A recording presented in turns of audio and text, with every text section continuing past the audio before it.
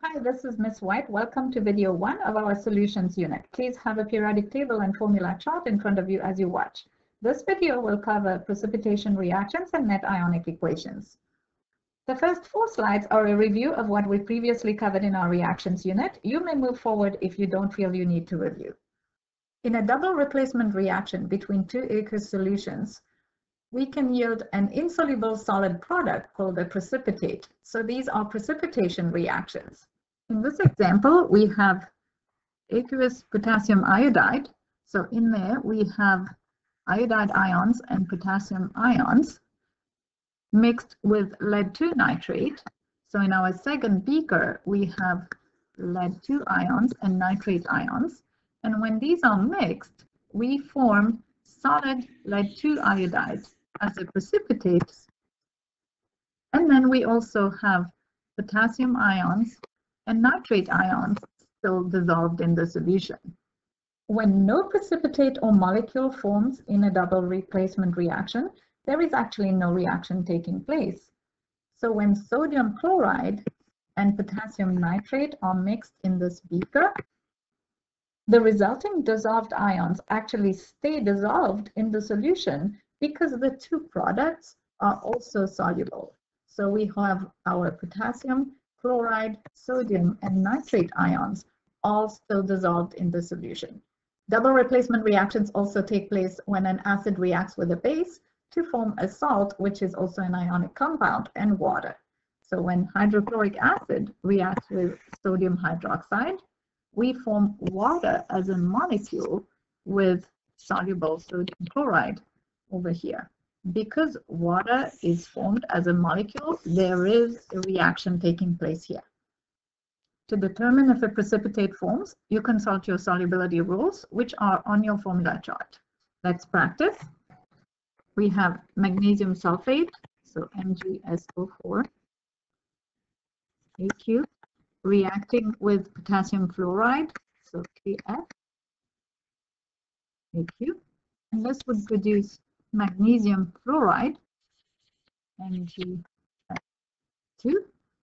potassium sulfate, K2SO4. If I consult my solubility chart, I will find that this is insoluble, so solid, and my potassium sulfate is soluble, so aqueous. So here is my precipitate of magnesium fluoride. I still have to balance this equation. I need a 2 here, and this is balanced.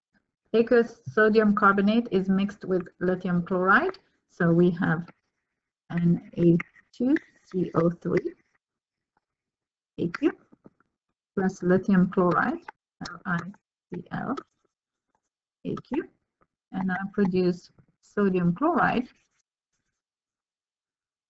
and lithium carbonate, Li2CO3. I balance it. I need 2 here and a 2 here. Now check my solubility rules. Sodium chloride is soluble, so AQ, and lithium carbonate is also soluble, so AQ. So I actually have no reaction here. When a compound made of ions dissolves in water, the ions separate from one another, and this separation is called dissociation. For example, we have the dissociation of sodium chloride and calcium chloride in water, and there are the equations. Note that the equation is balanced for charge as well as for the number of atoms. So assuming 100% dissociation, if I put solid sodium chloride in water, 1 mole of sodium chloride will give me 1 mole of sodium ions and 1 mole of chloride ions for a total of 2 moles of ions. 1 mole of calcium chloride will yield 1 mole of calcium ions and 2 moles of chloride ions for a total of 3 moles of ions. For cobalt-3 sulfate, we will yield 2 moles of cobalt-3 plus ions, 3 moles of sulfate ions, for a total of 5 moles of ions. If you don't remember how to figure out the charge on your multivalent cations, you need to please review your nomenclature rules. So far in chemistry, we've been writing molecular equations as if each substance were a molecule. So what are the steps to writing a net ionic equation? Step 1, we write the regular balanced molecular equation with all the physical states. The complete ionic equation turns each substance that is dissociated in the solution into an ion. Step 2 is to write that complete ionic equation. So we will identify which compounds dissociate, and it's those that are soluble. Lead 2 nitrate is soluble, so it will dissociate into 1 mole of lead 2 plus and 2 moles of nitrate ions because I have a 2 here. Potassium iodide is also aqueous, so it will dissociate into 2 moles of potassium ions and 2 moles of iodide ions because I have a coefficient of 2 here. Lead 2 iodide is solid, so it is insoluble, and I rewrite it just like it is because it will not dissociate. Potassium nitrate is also aqueous, so it will dissociate, and we will form 2 moles of potassium ions and 2 moles of nitrate ions because I have a coefficient of 2 here. And this is the complete ionic equation. The last step is to actually write the final net ionic equation, and this ignores any ions that are not involved in the formation of the precipitate or the molecule. So we have to remove those ions.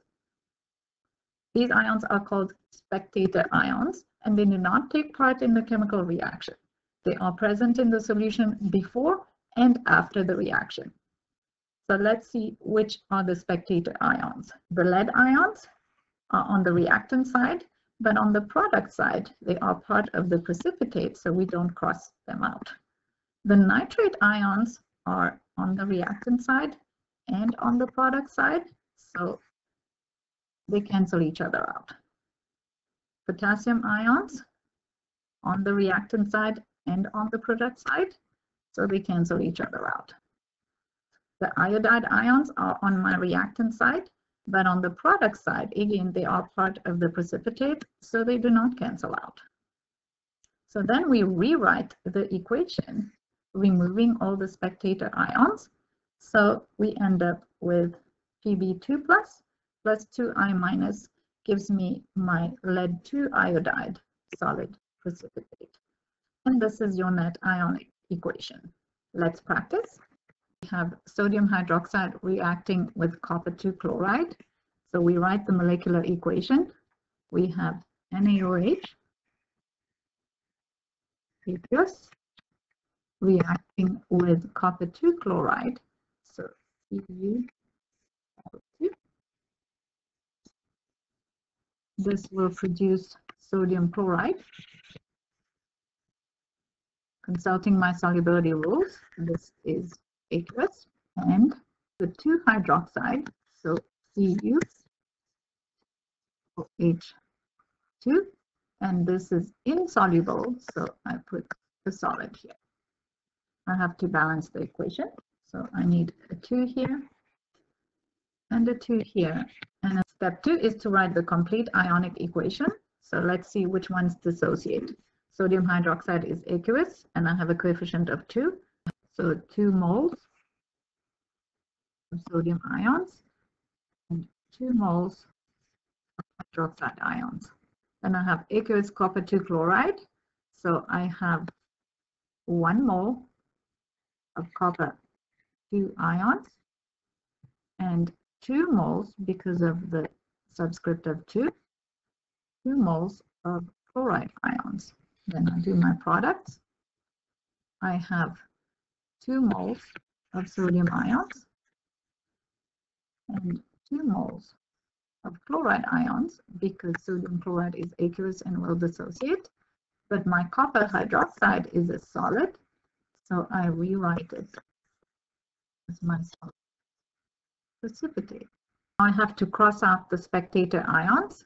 So I have sodium and sodium, 2 on each side, so they cancel out.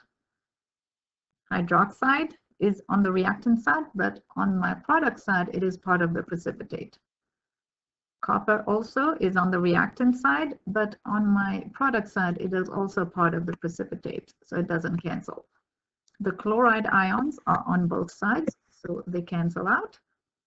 And now I can write my final net ionic equation. I will have 2OH minus plus Cu2 plus will give me CuOH2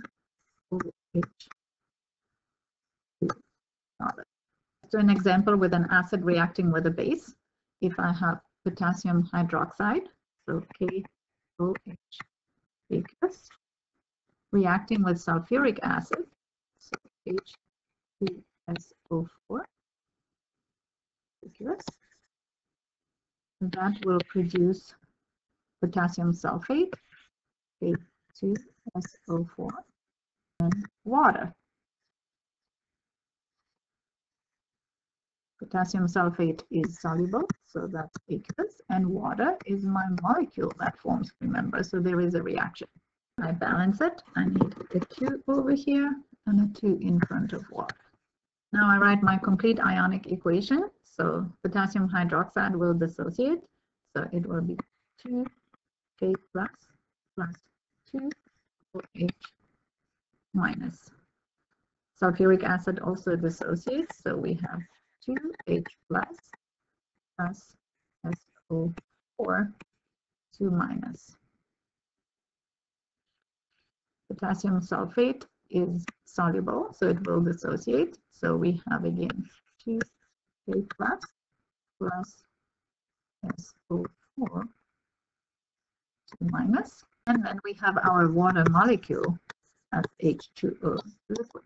Now we cross out the spectator ions. So we have 2 potassiums and 2 potassiums. We have sulfate and sulfate. So now we can rewrite that we have 2OH minus plus 2H plus will give us 2H2O, and that's our liquid. Can reduce to OH minus plus H plus will give me H2O liquid. And last one, we are reacting lithium sulfate, so Li2SO4 and magnesium bromide, so MgBr2, and that will produce lithium bromide, LiBr, and magnesium sulfate. I have to balance it. I need a 2 over here, and it's balanced. Now, if I look at my 2 products, this is soluble, aqueous, and this is also soluble. So we have aqueous. So we have 2 soluble products, and there is actually no reaction. So I can stop here. This concludes Solutions Video 1. You should have taken high quality notes, rewatch the video as needed, and come to class with your questions.